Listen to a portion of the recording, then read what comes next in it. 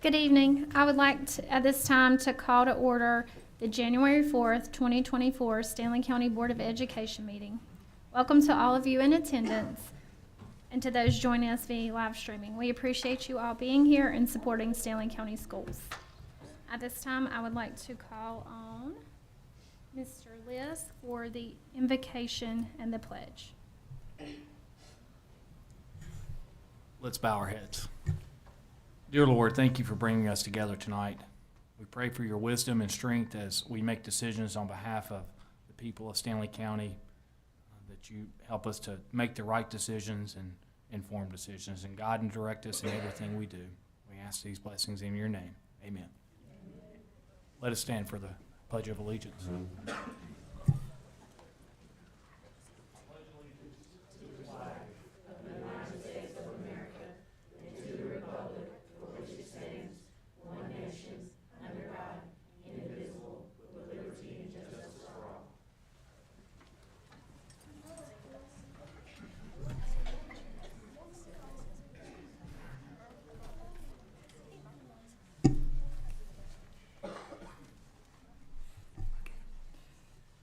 At this time, we have some recognitions we're going to do tonight. I will hand the meeting over to Dr. Dennis.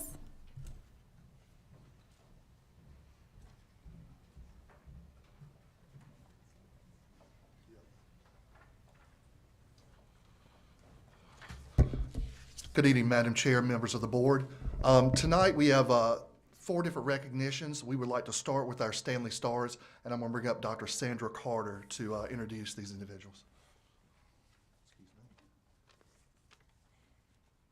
Madam Chair, board members, each month Stanley County Schools is proud to recognize 2 classified and 2 certified employees through the Stanley Stars program. The employees are nominated by their principals, who also shared a brief overview of why they were nominated. This month, we are recognizing the Stanley Stars at Aquadale Elementary School and Albemarle High School.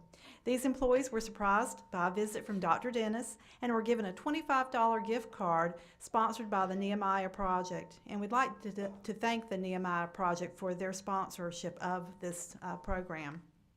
So Stanley Stars, as I call your name, please step forward with your principal. At Aquadale Elementary School, our Stanley Stars are Amber Page and Aquila Ellerby. Principal Haithcock wrote the following. Amber Page currently serves our school, filling a vacancy in 3rd grade. She works hard every day to ensure kids are taught and learning is monitored.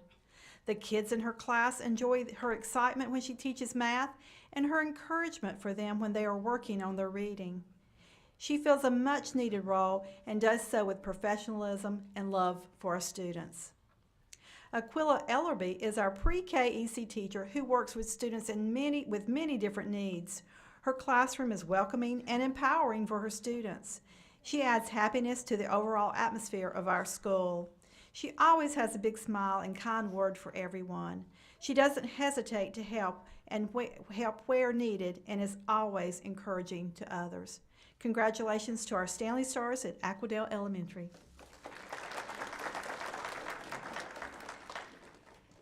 At Albemarle High School, our Stanley Stars are Diana Papaco and Corey Dick.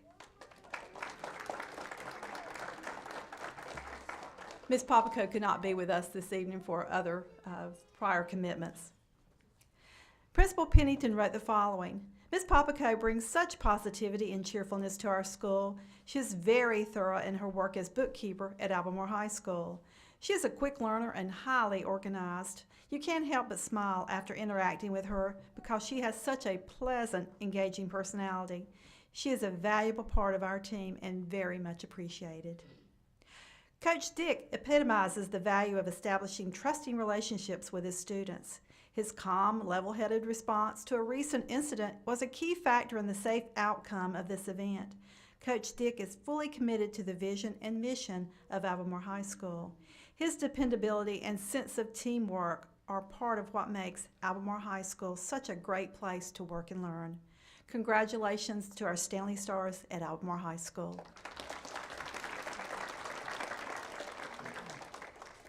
Dr. Dennis, when we get done doing all the recognitions, if everybody will come back up front, we'll go down and greet everybody. So next, I would like to recognize State Advisory Board think tank, Mr. Vincent Gregory, if you come to the front, please.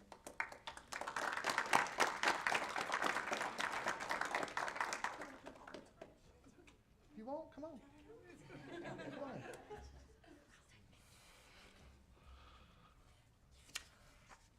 Mr. Vincent Gregory is an Albemarle High School student and was nominated, asked, and served on the State Advisory Board of the North Carolina Division of Public Instruction for Social Studies Division K-12 think tank. He's one of 3 students out of the state on the Board of Educators, community leaders, and state officials. It's a very high honor. We'd like to congratulate Mr. Vincent.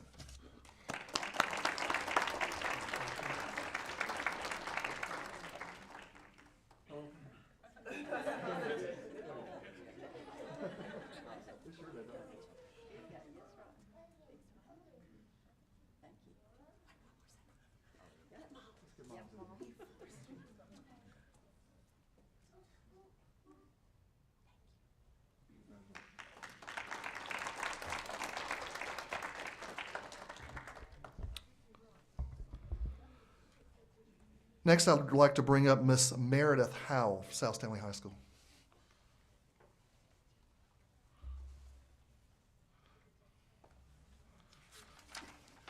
Ms. Howell is the recent recipient of a Bright Ideas grant.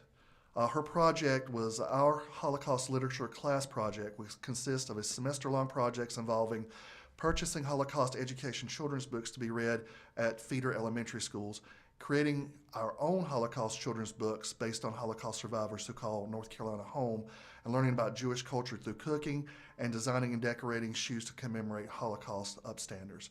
Students will be practicing reading skills, expose younger students to age-appropriate Holocaust resources, promote Holocaust awareness. They'll donate a copy of the student-created book to the feeder elementary schools, learn to cook traditional Jewish foods, and display their shoe creations in our schools. There's a lot going on right there. The project aims to expose students to the culture of those persecuted during the Holocaust and bring their stories of resilience and culture into hands-on learning experiences for schools' newly created Holocaust Literature elective. Congratulations, Ms. Howell.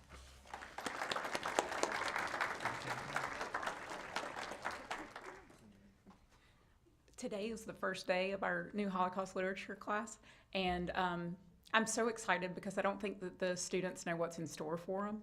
I hope that's a good thing, but I'm really excited to bring all this to fruition, so really excited about that. Miss Howell, you let us know a day that we can come and sit in on that class, because I'm going to get to do that this time. Any day. Our schedule's always packed. Any day, come on. All right, you're welcome.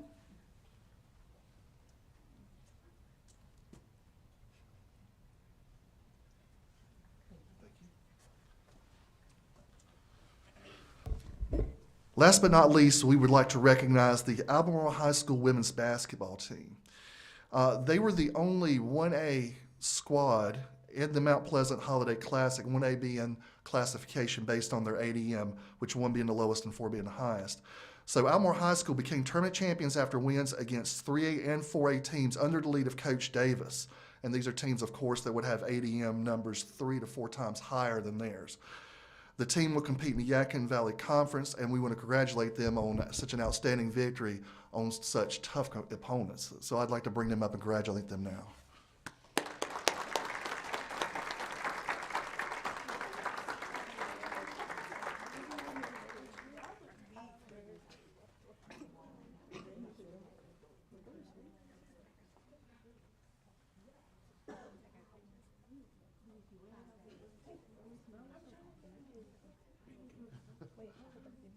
Are we good? Act like we love each other.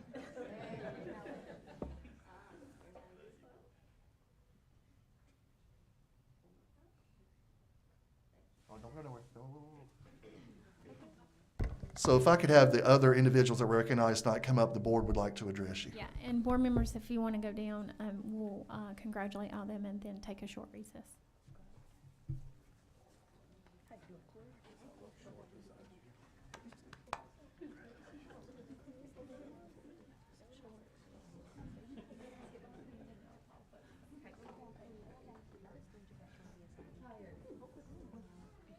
Great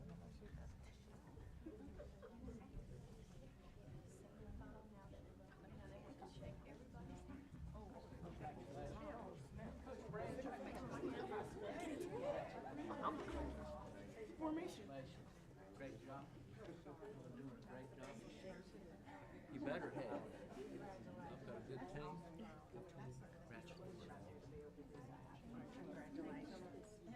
Good job. Congratulations, girls. That's an awesome thing right there. Congratulations. Congratulations.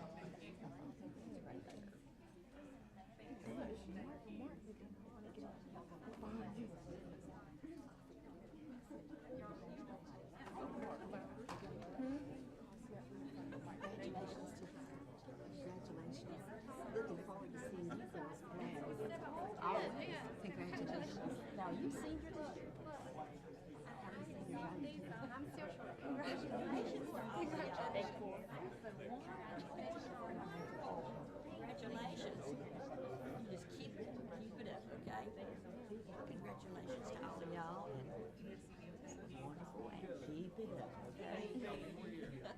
Congratulations to y'all. Okay. Congratulations. Congratulations. Congratulations. Congratulations. Really tall. Congratulations.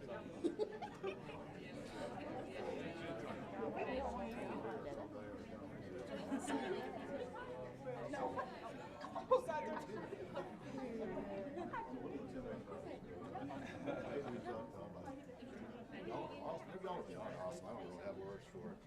Keep doing it, though. You're not done. We're not done. So get that state turn on. Congratulations. I'll do it.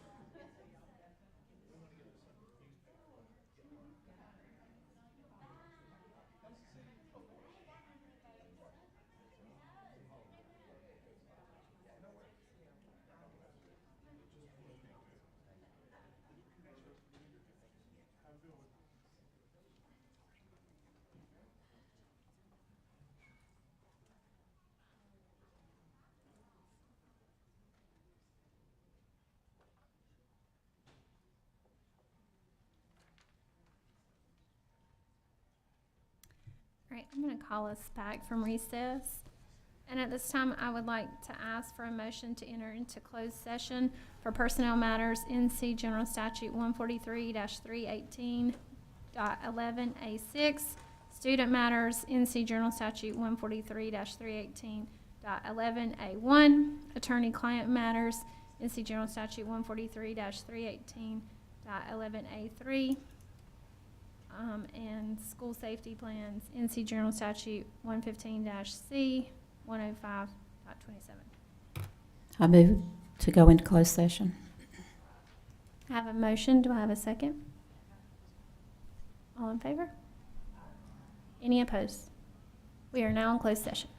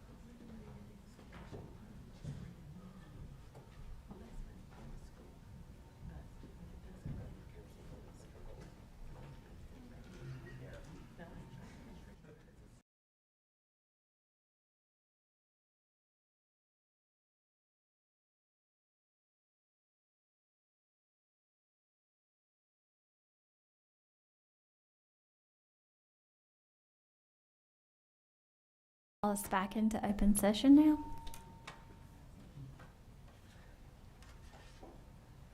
Next on our agenda is public comment, and we do not have anybody signed up tonight, so we are going to move on to the consent agenda and the approval of minutes.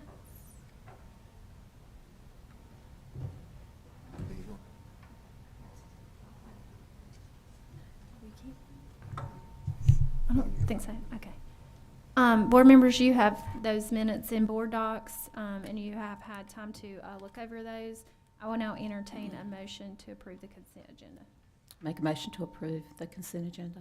I have a motion. Do I have a second? Second. Second. All in favor? Any opposed? Okay, thank you.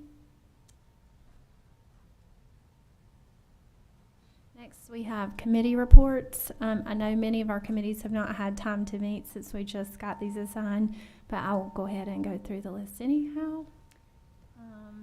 First up is facilities, Ms. Whitaker. No report.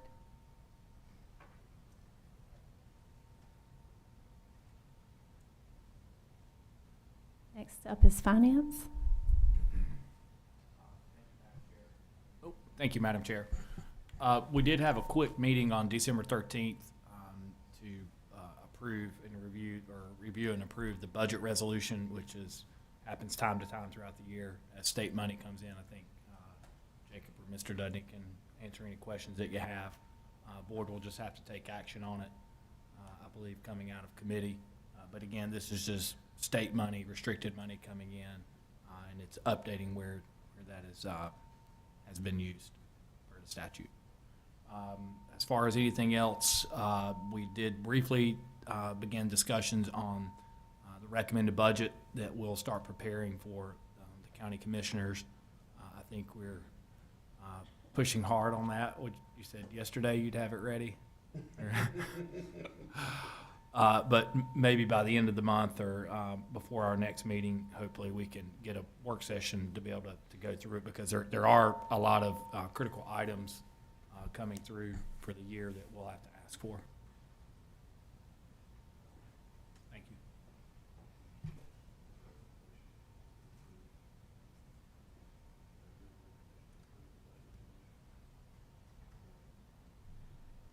I have a recommendation from Mr. Liz coming out of committee to approve the budget resolution, so if I have a second. Second. Any discussion? All in favor? Aye. Any opposed? Thank you. Instructional, Ms. Gibson. The only thing that I wanted to say is I've had a conversation with Mr. Plummer. I will be meeting with him tomorrow, and after that meeting, I know that there will be a meeting set up for the instructional committee, so be expecting that to come your way soon. Personnel, Dr. Leffler. We haven't had a meeting, but we'll have one before the next meeting. Policy, Ms. Watson.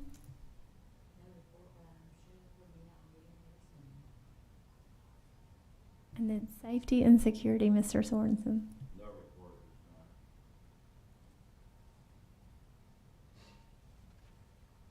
Next up, we have auxiliary services, and Mr. Dudney, are you going to come up?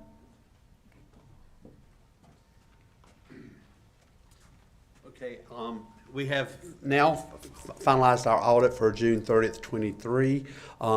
You had a draft of that audit report in the board docs that we put in there, I think Monday, I think it was, or Tuesday. So I'll have our auditor, Mr. Andy Deal, to go over the audit report with you, and if there's any questions, we'll address them as we're going right at the end. So, Andy.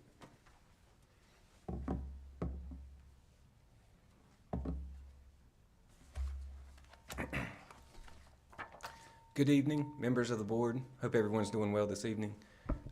My name is Andy Deal. I'm a partner with the accounting firm Anderson, Smith & White, and I'm here to give a brief summary of the financial statements for the fiscal year ended June 30th, 2023. Like I said, I'm just going to give a brief summary. If anybody has any questions while we're going through these, feel free to stop me. We'll start tonight on page 1. On page 1, we have our first of 4 audit reports. This report here deals with the financial statements and if they're in accordance with GAAP or generally accepted accounting principles. The other 3 audit reports deal with compliance and the district's compliance with federal and state laws, and we'll talk about those later. But like I said, this one here deals with the financial statements and if they're in accordance with GAAP, and we're pleased to report this is an unmodified audit report. You could also call that a clean report. The reason we call it unmodified, that means we didn't know anything during our audit that would cause us to modify our audit report, so that's why it's called an unmodified report. Again, you could call it a clean report. An unmodified report is the highest level of assurance we can issue on a set of financial statements, so that's great news for the district.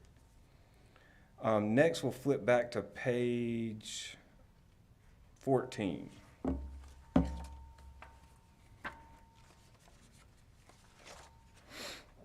On page 14 here, we have a, this is probably one of the most important pages in the financial statements.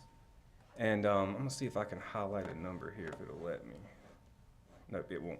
But this is the balance sheet for your governmental funds. So this is gonna be all the funds at the school district except for your child nutrition fund. The child nutrition fund has different accounting rules similar to a for-profit entity, and their financial statements are at a different part, and we'll touch on those later. So this is going to be every fund but the child nutrition fund, and the balance sheet is going to give you a snapshot of the financial condition of the school district as of June 30th, 2023. So everything you're seeing here is as of June 30th, 2023. So it's going to show you, how much cash you have on that date, what your accounts payable balance is on that date, and most importantly, it's going to show you what your fund balance is as of June 30th. One number I want to highlight, if you look at the general fund, that's the first column. The second number from the bottom is going to be your total fund balance in the general fund. So as of June 30th, 2023, we are showing just over $2.3 million in fund balance for the general fund. If we go to the next page, we can kind of put that number into perspective a little better. If you go to page 15, this is going to be the statement of revenues, expenditures, and changes in fund balance for the same funds, so for the same governmental funds. And this is going to give you a pretty detailed look at all the revenues and a pretty detailed look at all the expenses of each fund, and it's going to show you your change in fund balance. One number I want to highlight, if you look at that first column, that's your general fund. If you look at the third number from the bottom, that is the net change in fund balance. So for fiscal year ended June 30th, 2023, we had pretty much a $1.6 million increase in fund balance in the general fund. So that is great news that we were able to grow fund balance by $1.6 million. That is definitely great news from the district, because a lot of districts across the state are breaking even or even losing fund balance in the general fund. And the fact that you were able to add that much to your general fund balance is definitely a win for the year for sure. Like I said before, we have ending fund balance of $2.3 million, or about $2.4 million in the general fund. If you look at the second column, that's going to be the state public school fund. If you look at the first number at the top, you've got about $66 million in state revenues. If you had a 3% cut, that would be about $2 million. So $2.3 million is a lot of money. It's a lot of fund balance, but you can see how just a small cut in state funding, you could really chew through that. So not trying to ring any alarms, but I would try to do everything we can to maintain and keep growing that fund balance, because I'm an accountant. I'm going to be conservative, like a fiscal conservative. So I'm always going to tell you to save more money. So like I said, it might seem like a lot, but I've seen districts really chew through even more than that in 1 year. It can happen. Mr. Deal, sorry to interrupt, Yeah. but that fund balance, I think if I recall last year, part of your, I guess, strong recommendations was to increase that, and you gave that example of a Yeah. 3% drop in state revenues, or Yeah. if something comes up, it's unrestricted, unlike the state money. Yeah, I mean, that general fund balance is pretty much your contingency plan. Like, you know, if you run out of money everywhere else, that's the only thing you really have to fall back on, or it is the only thing you have to fall back on. So that just really gives you kind of financial security and just really enables you to react to, you know, urgent fiscal needs if they do pop up. Do you have a target that you would like to see? Again, I hate to say this. I wish I could give you a number, but I'm always going to say higher. I would tell you for a district your size, you're probably average, a little below average. And what we're seeing pretty much across the state, it's districts are losing fund balance. They're not gaining fund balance. So you know, with state mandated wage increases to retirement rates, general inflation, it's just really, really hard to grow fund balance.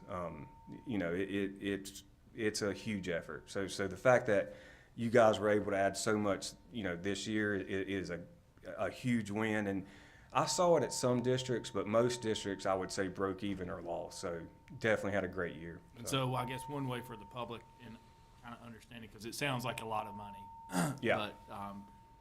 But it's more like an emergency savings.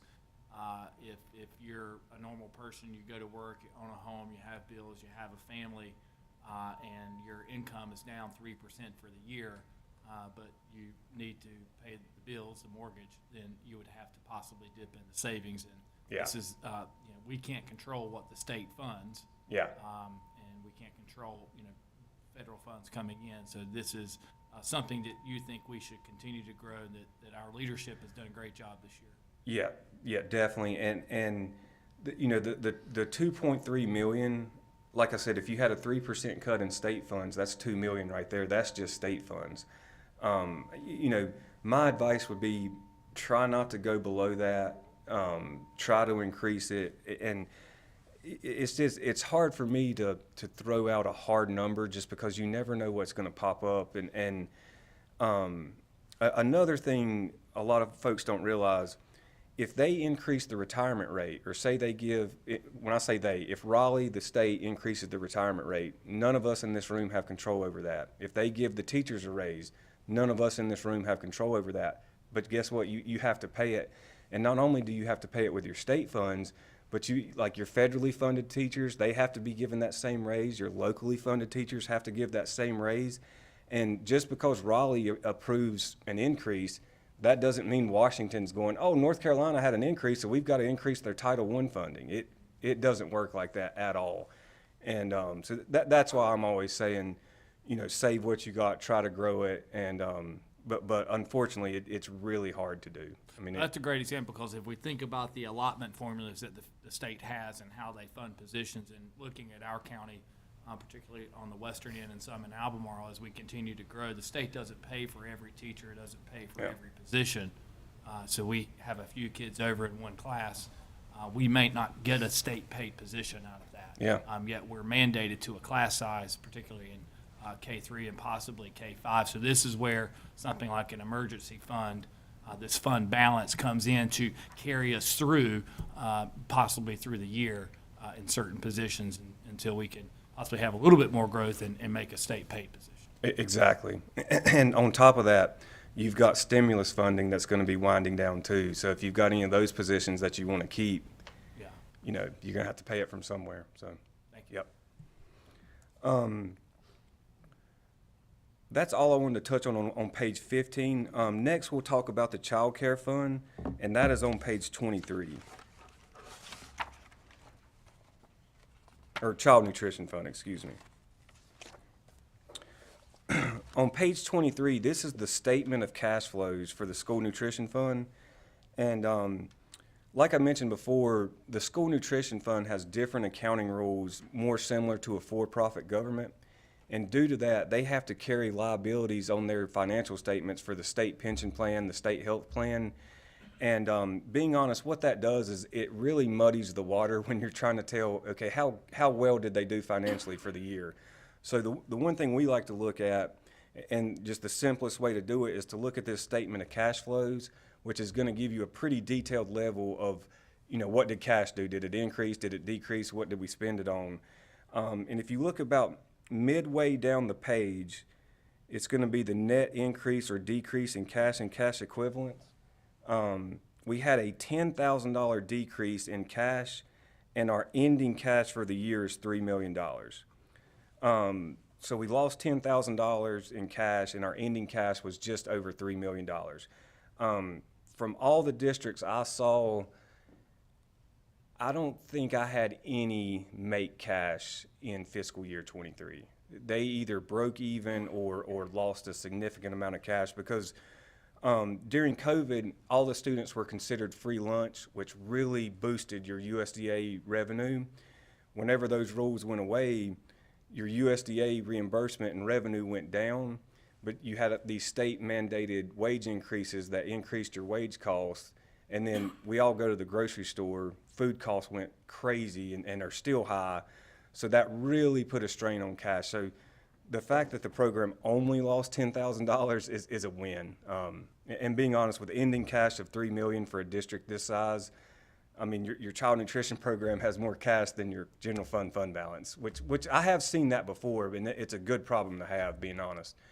I'd rather have more than less. So, but from a financial standpoint, your school nutrition program is in a great place financially. Keep up the good work, because I do think it is going to be hard with just minimum wage increases, rising food costs. I think it'll be hard to keep that up, but they're in great shape right now. So that is definitely good news. And Mr. Deal, sorry to Yeah. step in again, but just so the public understands, like the $3 million sitting in there, this works sort of like an enterprise, but correct me if I'm wrong, the state limits to profit. So if it were a positive 10,000, it limits to profit to 2%. Is that correct? They can only have like 3 months operating cash on hand. That is the limit that they have, which they're a little over that right now. But again, it's a good problem to have. But yes, if you get too much cash, then you basically have to have a cash spend down plan.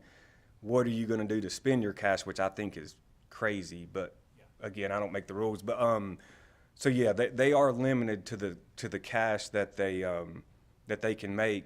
The good news is, though, when you have all that cash, that means they can pay their overhead costs, their indirect costs, and the general fund doesn't have to pay for it. So your program has been able to pay their indirect costs, basically their overhead costs, for the past several years. I would say less than half the school districts I audit pay any indirect cost. A lot of them pay none. Some of them pay half or a quarter of what they should pay. Your program has paid the full amount for several years. So that's great news, and just, like I said, keep up the good work there. And yeah, that $3 million may seem like a lot, but the state minimum wage increase hit the child nutrition program more than any other program in the school district. They've got more hourly paid workers and lower hourly paid workers, that it really increased their labor costs. And then, like I said, food cost is still just And that cost goes up again this fiscal year because DPI adopted the Office of State Personnel pay scale. So for any of these folks that are county paid positions, those state paid positions will get an increase for the next fiscal year. And we may have to use some of this funds to offset those costs. And the other point I wanted to ask and clarify is that $3 million does sound like a lot of money in child nutrition, but and correct me if I'm wrong, the way it works with the state is it's sort of a reimbursement plan. So we've got to go out and buy the food, and we've got to pay all of these costs up front. And then we've got to get people to go through the line. So if we have a 60% participation rate, that's not going to be very good for this bottom line. And at one point during COVID, that was a concern, I know, within the board and the finance committee. Mainly I'm speaking to you and asking a question, but to confirm that. But we need around an 80% or so participation rate in order to maintain these levels. Yeah, and the higher the participation, the better. And yeah, like all programs, especially the first few months, if you're tight on cash, it's hard. I mean, I've had districts where, the general fund has to loan the child nutrition fund money just to bail them out, especially those first few months, or even, I've seen it where they've had to bail them out more than a year.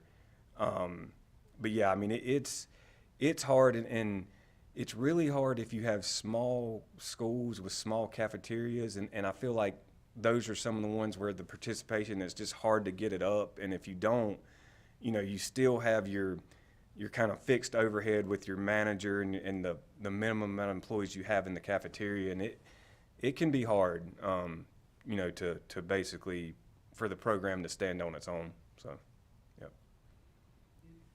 Is that basically what's happened? Our nutrition people have had a better participation rate with the program. Is that why that fund balance increased? Is that what happened, Mr. Dudley? Well, and like Andy said earlier, during the COVID epidemic, the reimbursement rates were a lot greater. All our kids eat free. This past year, 22-23, is where we're going back to our normalcy when it comes to the free and reduced.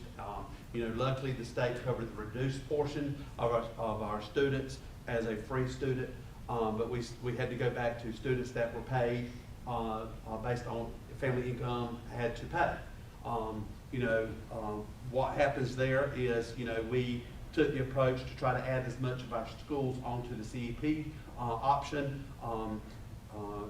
and for CEP, Community Eligibility Participation is what that stands for, to where we could have kids still eating free, build up our participation to where our reimbursements would be greater. That was our approach.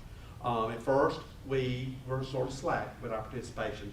The schools that we had, 14 schools that were CEP schools, we had a very, coming out of COVID, we had very few, anywhere from 60 to 70% schools that were participation of those 14. We should have had in the 80s to 90s. So we had to take the approach, okay, our principals, let's advertise this, let's push it that those kids at those 14 schools can eat free. Teachers, let those kids go through those lines. Even if they're picking up a tray and only eating the fruit off the tray, or only drinking the milk, we can get credit for that whole plate as a reimbursable cost, or a reimbursable meal. So, we did get that built up some. And then, of course, this year, in the budget, the CEP percentage has changed to where you can get more schools on board with CEP, but the reimbursement rate did not change. So we're still sitting at the same reimbursement rate. Yes, you can have you have a lower percentage that you can get schools involved. That was the initiative that the General Assembly took. But still, you have to look at it, okay, if we add those schools, are we going to get the participation that's going to cover the offset of where the reimbursement rate was not increased? So, my approach would be, we need to say, okay, you did a good thing there, General Assembly, but we need the reimbursement rate to increase. We need the USDA to go in there and be willing to give us a 10 cent or 10% increase on the reimbursement rates to help out, or go back to what it was during COVID. So, there's some things there we've got to look at. As Mr. Deal said earlier, with our child nutrition staff, majority of those individuals over a 2-year span of time got almost a $5 an hour increase. There were some of our lowest paid in the county. So in the initiative for the $13, a majority of them went up to $13, majority of them were $13. Especially when it went to 15, all of them went to 15. So you can look at the span of what the labor cost has went to the program. Last year, we were concerned about what the cost of meals, the cost of the food was going to be. So, I commend Michaela and her staff. I commend what we've done as a school system to help with the cost of what our child nutrition program could have been last year. I hope and that we can keep going forward to where we can keep that initiative increasing. As I told Andy earlier, $10,000 to me in a almost a $7 million budget, our child nutrition program last year, you know, $10,000 is a nickel in the bank when it comes to It's breaking even. what we could have lost. You know, we just need to, as a board, we need to look and see as much as we can, get our kids on board of eating, being able to eat, be eligible to eating free, which is actually, as I said, you know, the General Assembly needs to step up to the plate and give us a better reimbursement rate. And then on top of that, once we can do that, then getting the participation in the 90%. When you got a good 90% participation through CEP, then you got a good profitable program. Well, Mr. Dunning, I just want to commend you. I know I called you several times about several different grants through last year, and anytime I would ask him, he was like, "Yes, we've applied for that, or we got that, or we didn't get that." So I appreciate you guys trying to find money anywhere you could. Yeah, we got of the grants. Of course we always for the last years I've been here, we've got the equipment grant. Michaela is writing for the equipment grant again this year. And so, you know, that's helped out with some equipment cost. And then, of course, we got the that Farm Fresh grant that we wrote, which was one of the ones you had mentioned. So we got that. It wasn't a lot, but any amount is better than none. So you know, every avenue that we can, we're trying to be frugal with the money on that, because as you said, as Andy said, that is a profitable part of our budget. You know, if it's not making profit, it's not going. There's no need of having it, but we have to, by general statutes, have a child nutrition program. And one thing I do want to add back to your question. I mean, the main reason you have the $3 million in cash is those high reimbursement years during COVID. You know, we lost 10,000 this year. I want to say last year for fiscal year 22, we increased cash close to $1 million. And it was mainly due to that high reimbursement rate. And also during the previous year, there was some supply chain assistance funding, basically special funding due to high food costs to help with that. So, I mean, those are the main factors. But, you know, I think pre-COVID, the district was in better financial shape than most districts across the state. And then, you know, it's just kind of continued rolling through COVID. And like I said, the fact that you only lost 10,000 this year, I mean, that is strong. And yes, the higher participation, the more the program is going to stand on its own for sure. And that's any school district, any school. So. Next, we'll talk about the compliance portion of the audit, and that's going to be back on page 60.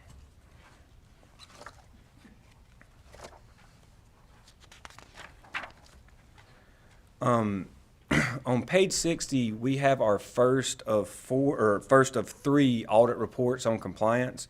This first one here is our report on internal control over financial reporting and internal control over compliance. And again, this is an unmodified report with 0 findings. So great news for the district. You know, this is the cleanest report you can have.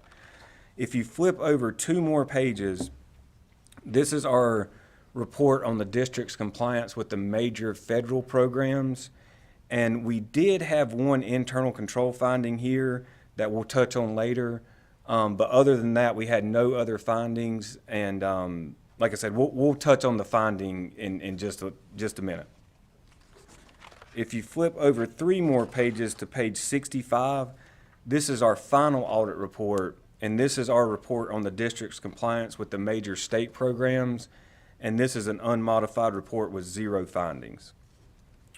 And then next, we will flip back to page 71 and talk about the finding. This is actually a repeat finding from the previous year's audit. I don't know if you all remember, but the district inadvertently received about $900,000 in federal cash. And the rules with federal funding and federal cash, you have to spend your cash within 3 days of receiving the cash, or we have to show it as a finding. You know, just being honest, the way school districts have to request federal cash through the state, it is a very complicated process.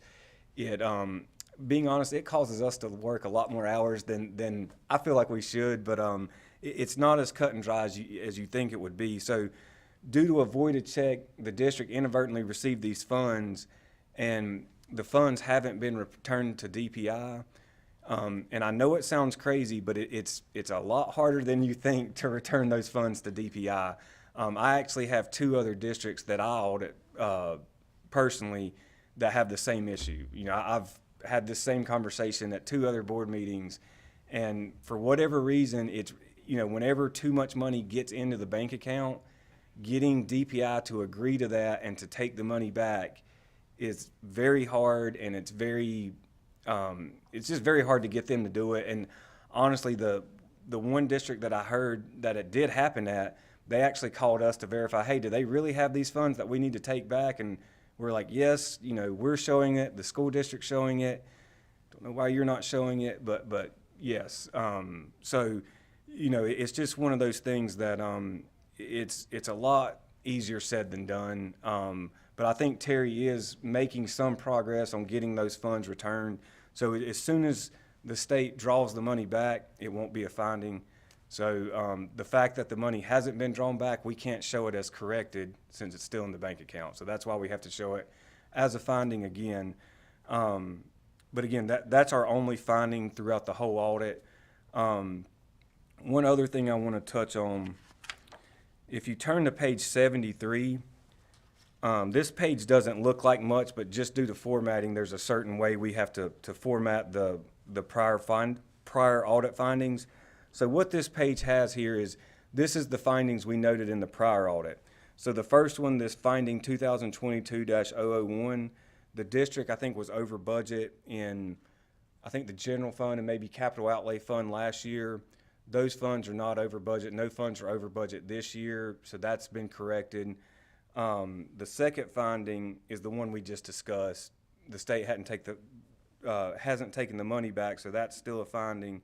And then the third one, we had some federal special education allotments that were overspent during the previous year. No allotments were overspent this year, so that's been corrected. So 2 out of the 3 findings from last year have been corrected, and again, the one that hasn't been corrected is, you know, unfortunately, it's not easy to correct it. And Mr. Deal, just to clarify that, so for, you know, money coming in from the state and the federal government, I think the number last year all in was about $119 million on our budget. I could be off, Mr. Dudney, but about 90% of that, or over $100 million, came from state and federal government. And just as in this example, the school district doesn't have the ability to reroute that money. Right. There are general statutes in place. For all intents and purposes, we call it restricted. So Yeah. as we receive these millions of dollars, they have to be used for the exact purpose that they were given. Yeah. Or you're breaking the law. Yeah. Because I think sometimes there's a misconception on a Yeah. school system receiving all of this money, and that there's wasteful spending, or that you know, there's things being, but we don't have that ability. And Yeah. at a local level, we don't. Receive very minimal Yeah. of that unrestricted funding. Yeah, and one thing I want to be clear on there too, that is not funding that you could have utilized. It's nothing that was left on the table, so to speak, and it's nothing that was spent improperly. It was just basically due to how complicated it is to order federal cash, and then there's a zero out process where if you don't spend it, they take the money back.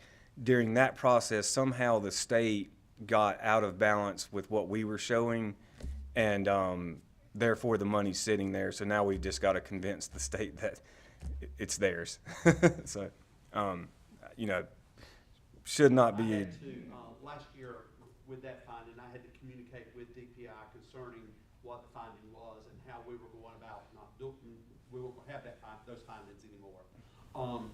Not one thing was addressed concerning the $1 million that I was here holding, which, I mean, we're holding it in our account for them to take back, because they should have took it back in September of 21. You know, I've reached out to them, by email, by phone call, and then again, just this week, I've sent an email and phone call both to our points of contact, and to Jennifer Bennett, which is over school finance at DPI, and said, look, I've got to have some help.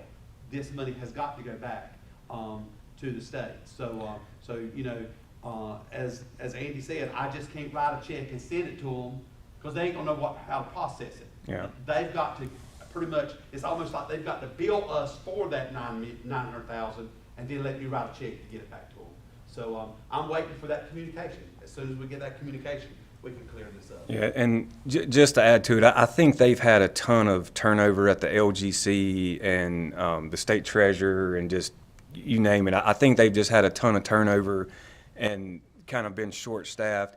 And then also the zero-out process that really, in my opinion, kind of led to this issue and it being so hard to correct.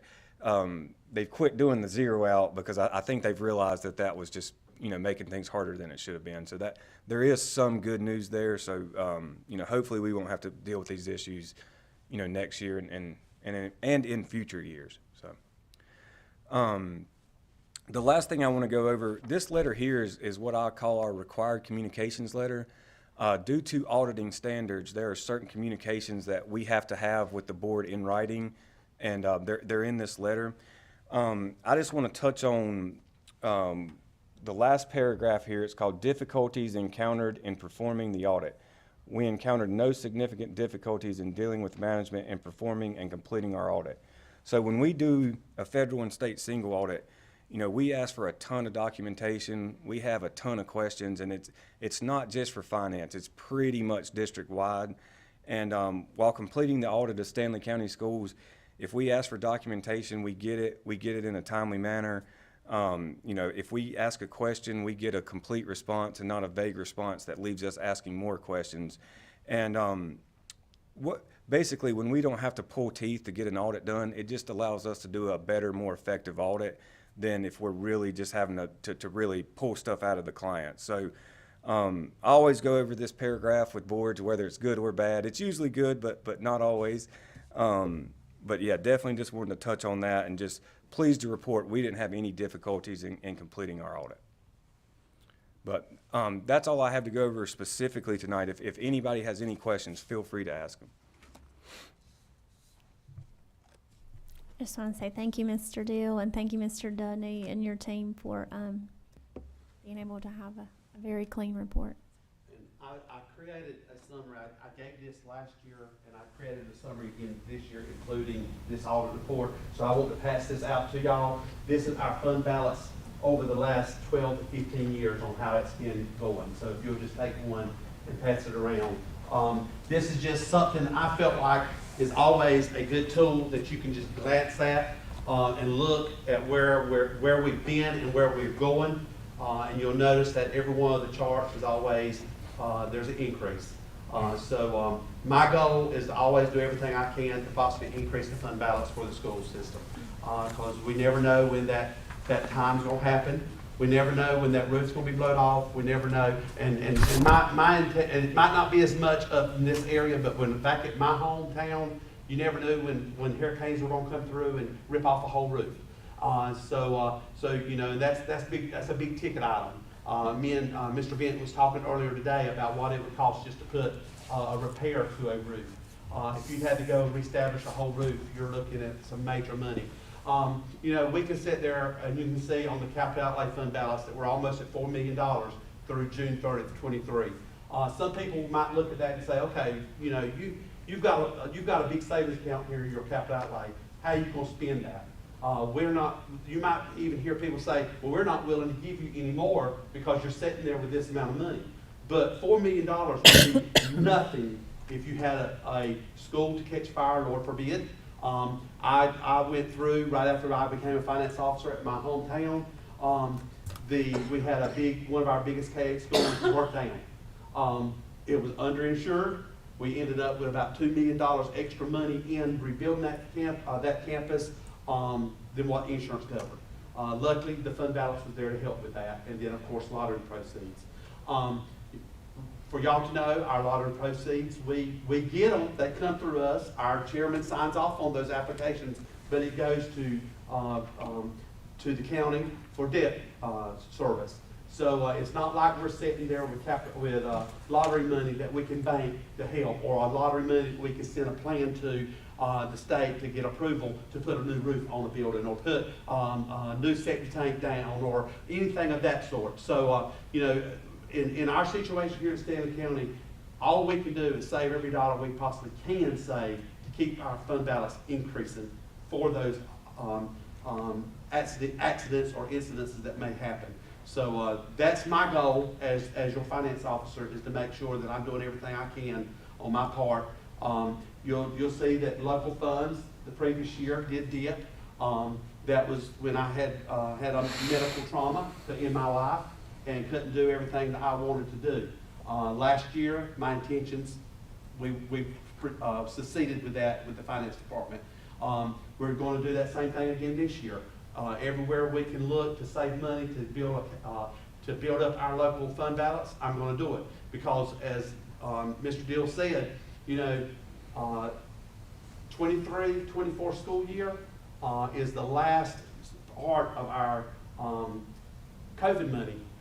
We've got roughly about 4 pots of money remaining in COVID funds. And then, majority of that needs to be spent by June 30th, but it is good to September 30th. We've got staff members in some of that pots of money that we've got to make a decision on what we're going to do. Are we going to keep them in local money? So then I'm looking at, okay, for my point of view, when June 30th, 24 comes around, have I built my fund balance enough that if we need to keep those individuals in those positions, can we absorb that in our local fund balance? Because you ain't going to be able to absorb them in federal money, because your federal money is depleting when it comes to the COVID money. You don't have it in state, because pretty much state's covering your teachers. So that's my idea of what I've got to do between now and June 30th. And June 30th will be here before I know it. So I appreciate all y'all's help as a board. I appreciate Dr. Dennis's help as my superintendent, that to help me be able to do my job and do it effectively for y'all. I would just make one comment. Thank you, Terry. Y'all do a great job. But also that we have very little personnel in COVID. So some districts got real heavy with personnel in COVID, and to be able to reconcile that is going to obviously be a budget challenge for them. However, we won't have that issue because very little personnel was actually paid for out of federal COVID monies. Do y'all have any other questions or concerns y'all would like? Madam Chair, may I say something? Sure. First of all, it's wonderful when you hear all of this, as you go through this, Mr. Deal, Mr. Dudney, with clean report, clean report. It, as a board, we're proud of this. We're very proud of this. You can see people on our board, Mr. Dustin Lisk and, others that, finance is their background. That's their thing. And, I'm very appreciative of that. Mr. Dudney, I'm very appreciative when I look out here and I see people in your department that are here and how hard they've worked. And for you to say, Mr. Deal, that no matter when you made a call or needed something, it was to you immediately. And that's to be applauded, for us as a board with people.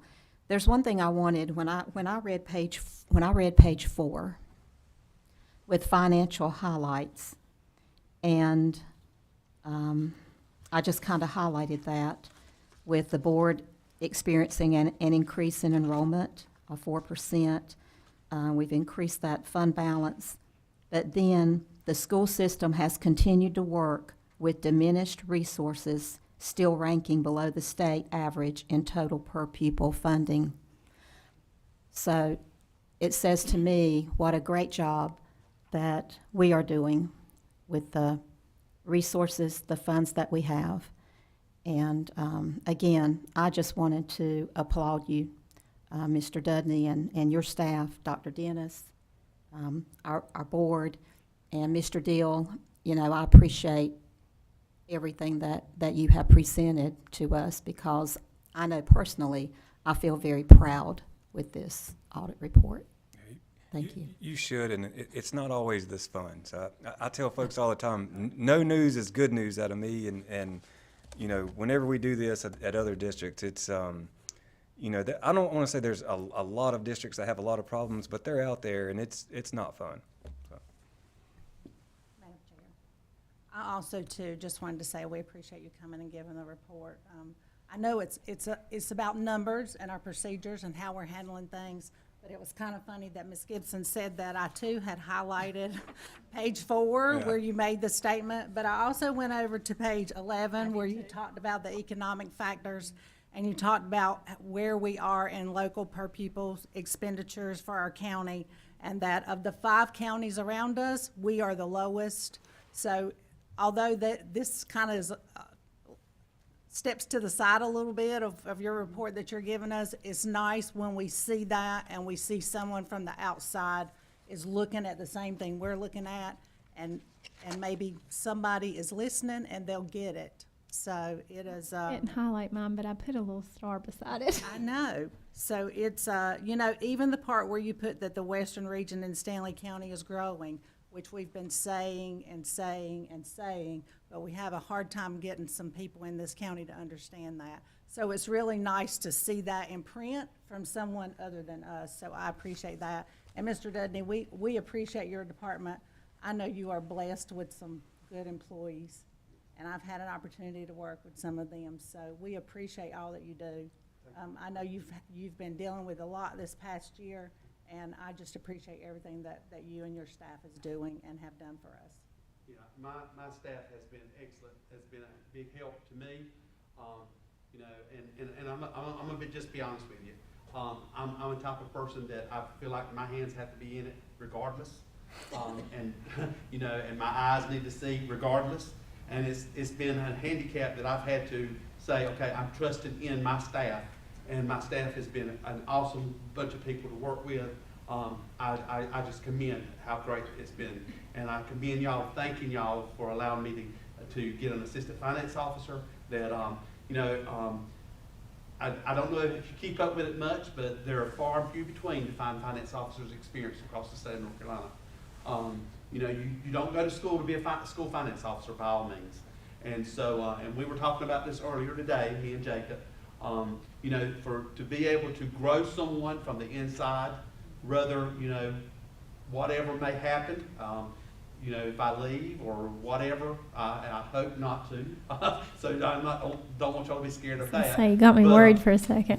But you just never know what's going to happen. My eyes, even though have been blind the last a year and a half, I've opened my eyes to we're all a sitting duck.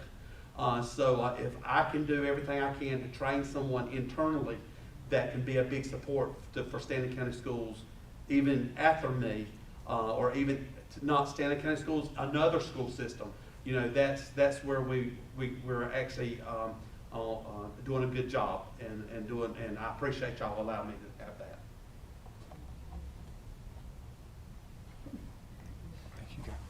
Thank you. Thank you, Mr. Deal. Thank you, Mr. Dudney. Next up, we have superintendent comments. Oh, sorry. Sorry, I almost forgot.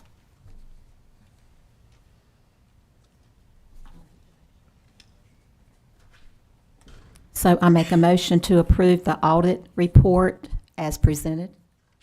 I have a motion. Do I have a second? I have a second from Mrs. Whitaker. Any discussion? All in favor? Any opposed? Okay, this is passed. Thank you. Now we have superintendent comment. Thank you, Madam Chair. Of course, there wasn't a lot of actual school time between the last meeting and this meeting. I hope everyone had a great holiday season and a happy new year. I know some sickness was going around. I hope you guys didn't have that run through your household. I'm sure some of you did, but at the same point, it was still nice to spend time with family. Third Monday of every January, this one being January 15th, is Martin Luther King Day. Also this month is School Board Appreciation Month. And during School Board Appreciation Month, we like to take group pictures. So we'll take a group picture shortly after the meeting's over. And y'all will, I won't. So January being School Board Appreciation Month in North Carolina, school board members play a vital role in our communities and schools throughout the state. They spend countless hours of their time and talents toward the advancement of public education. They're extraordinary people who tackle the enormous job of governing school districts, and their actions and decisions affect the present and future lives of our children. Board members contribute hundreds of hours each year leading their districts, whether it be crafting policies, hiring top-notch administrators, listening to staff and student concerns, or recognizing outstanding programs. Board members always keep their eyes on the goal of student achievement. Many board members are facing unprecedented challenges, yet they continue to work with all stakeholders to assure a bright future for every child. The time spent in board meetings represents just a small fraction of the hours school board members spend leading their district. They are required to attend seminars, training sessions to keep abreast of the latest trends in education leadership, and are deeply involved in community activities such as visiting schools in the district and attending extracurricular events. On behalf of my staff and that of Stanley County Schools, I just want to congratulate each and one of you with School Board Appreciation Month, and thank you for all you do.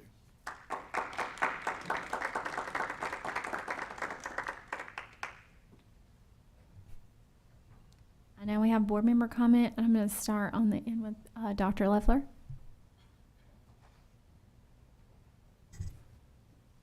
It was great to have all the awards, the Shooting Star Award and the basketball team and everybody that, and then the young man that was with the state committee on curriculum or the discussion. That's good that we've got the young people in some of those meetings. It was, and then it was great to get the financial report. I'm sure that Mr. Dudney and all were on pins and needles to see how that turned out, and it looks like it's turned out great. And our administration and staff has worked very well with the budget that we're given, and we're good stewards of it, and it all looks good. We're starting a new year, so everybody have a great year and get started. So we're getting our new semester started, and it was great that we were able to have exams before Christmas, and now everybody's fresh for the start of the year. Whitaker. I feel like we all kind of say the same thing, but you want to express your appreciation for what everyone is doing. But to our Stanley Stars, and I know I say this every meeting, but anytime we can recognize our employees, I love for us to be able to do that. So I'm glad that that is something that this board started. To Miss Howe from South Stanley, I always love to hear her speak when she comes. I told her when I shook her hand, we really need to clone her. And I hope to make it down there to be able to get into her classroom at some point in time. So to the girls' basketball team, I don't know if those girls really understand what a feat that was for them to be able to do that, to be a 1A team and be able to play against some 3A and 4A ball teams and to be able to come out on top. So that is an awesome feat for them. To Vincent Gregory, I told him he was the best dressed person here tonight. You could tell he really took pride in the way he looked, so I enjoyed getting to speak to him when we were able to shake his hand. And for our staff that's here, I know you guys have other places you can be tonight other than sitting here listening to a board meeting. But we do appreciate you coming, and we do appreciate all that you do and for taking your time off after you've worked all day to come and see it and listen and be involved and take in what's going on. So we do appreciate that. Mr. Dudney, I know we've already told you thank you, but I just want to say thank you again to you and your staff and all that you do. Ms. Gibson. Well, I can echo what Ms. Whitaker has said. I love when we're able to recognize our staff, students, and even our athletics and our ball team. So that was wonderful tonight. And I agree, Vincent Gregory was the best dressed, sharp dressed man, I guess is what we would say. And I told him I would like to sit down and just hear more of what he is doing as far as the think tank and being a part of that. So I think it's outstanding. Again, Mr. Dudney, your staff, everyone that's here, we are so appreciative of you. And Michaela Honeycutt as well. I don't know if Michaela's here, but I appreciate that, and I need to make sure that I tell her that as well. To our principals that's here and our other directors, thank you for always being here, and thank you for all that you do for our school system. It does not go unnoticed at all. And I believe that's it. Mr. Sorensen? Thank you. I did echo the comments from everybody else. Real quick, I'm going to quote somebody that anybody who's ever rode a nuclear submarine knows who this guy is, and anybody that ever rode a nuclear carrier. He's called the father of the nuclear navy. A guy named Hyman Rickover, longest commissioned flag officer in U.S. history in any branch of service, was an admiral for like 60 years.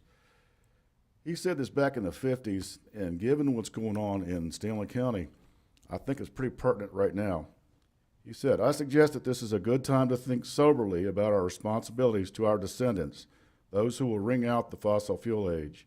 Our greatest responsibility as parents and as citizens is to give America's youngsters the best possible education.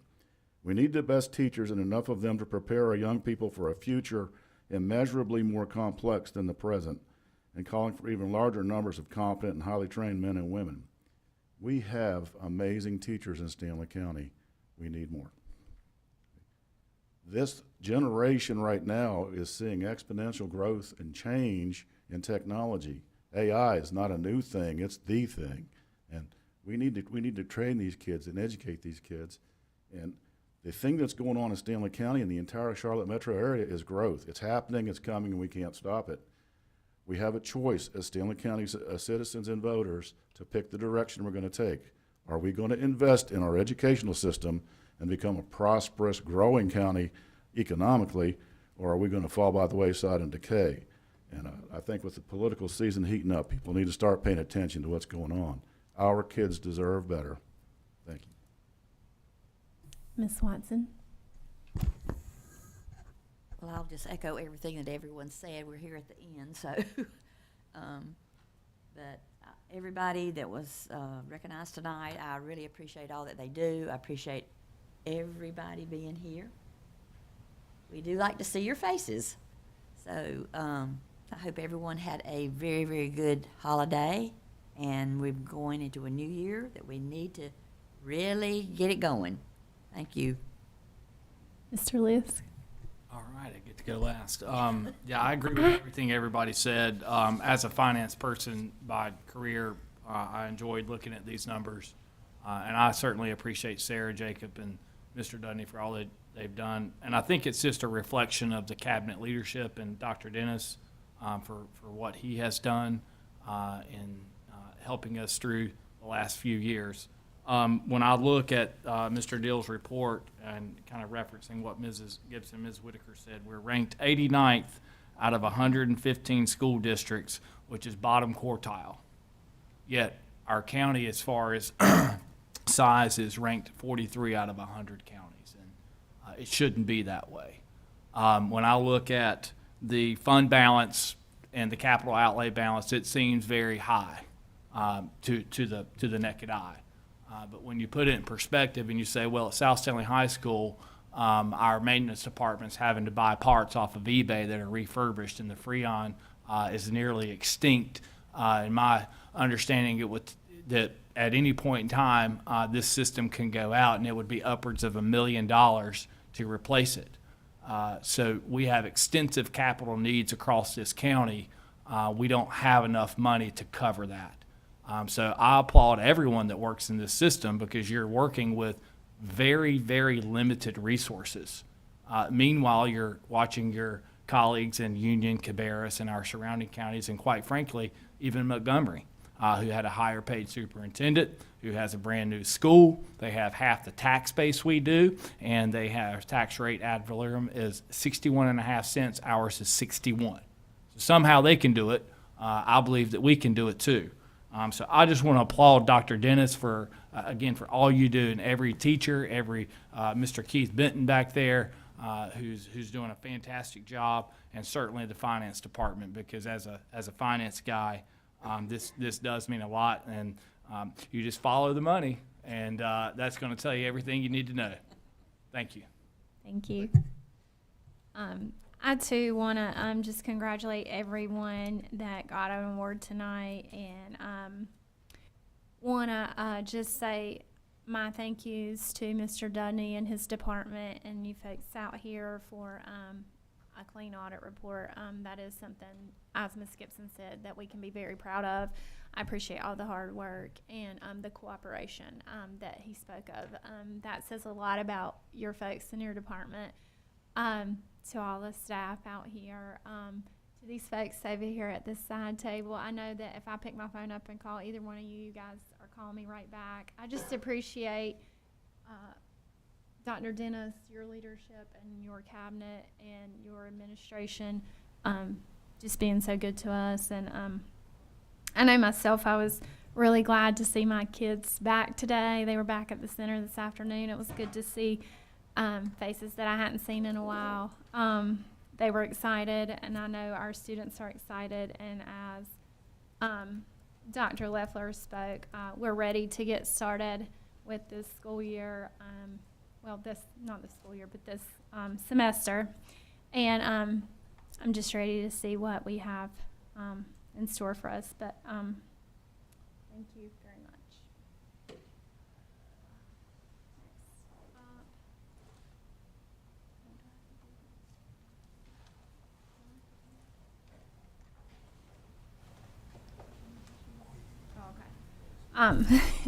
The date and location of our next board meeting is Tuesday, February 6, 2024, in the Gene McIntyre Room at 6:15. And next up on our agenda is the personnel report, and I'm going to call up Dr. Carter.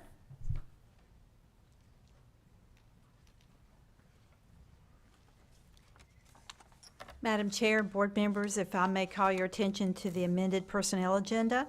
There are two main sections. Section 1, which includes subsection A, B, and C, are for your information only. Section 2, subsections A, B, C, and D do require your action, so I'd like to go through each subsection, and I'd like to respectfully request your approval. So I start with subsection A. I move we approve Section A. I have a motion. Do I have a second? All in favor? Any opposed? Okay. Subsection B. I move we approve Section B. All in favor? Any opposed? Yeah, Robin. Sorry, Hope. Subsection C. I move we approve Section C.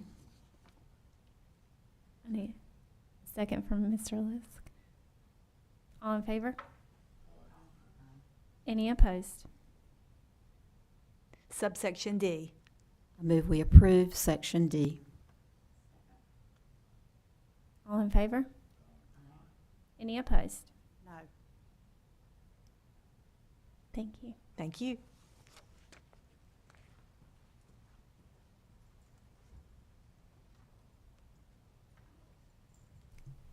I believe that is everything. I just need a motion to adjourn. All in favor? We are adjourned.